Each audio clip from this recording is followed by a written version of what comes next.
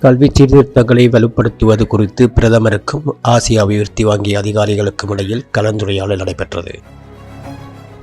கல்வித்துறைக்கான மனிதவள மேம்பாட்டுத் திட்டம் குறித்து கலந்துரையாடுவதற்கான சந்திப்பொன்று பிரதமர் கலாநிதி கருணி அமரசூரிய அவர்களுக்கும் ஆசிய அபிவிருத்தி வங்கி அதிகாரிகளுக்கும் இடையில் நேற்றைய தினம் கல்வி அமைச்சில் நடைபெற்றது.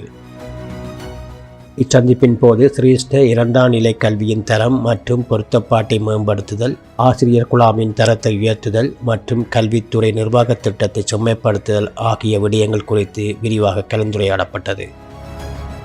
கல்வித்துறையை டிஜிட்டல் மயமாக்கும் செயற்பாட்டில் தொழில்நுட்ப திறன் மற்றும் தேர்ச்சிமிக்க மனித வளங்களின் அவசியத்தை பிரதமர் இதன்போது வலியுறுத்தினார்.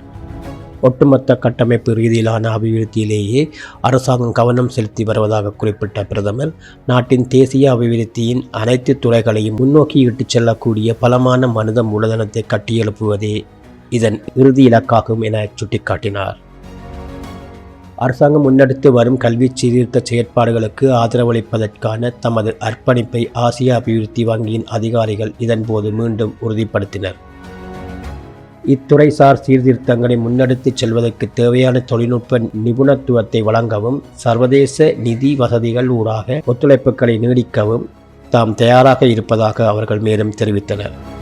இச்சந்திப்பில் ஆசிய அபிவிருத்தி வங்கியின் அதிகாரிகள், தொழில்நுட்ப நிபுணர்கள் மற்றும் கல்வி அமைச்சின் செயலாளர் நாலக கலுவல ஆகியோர் கலந்து கொண்டனர்.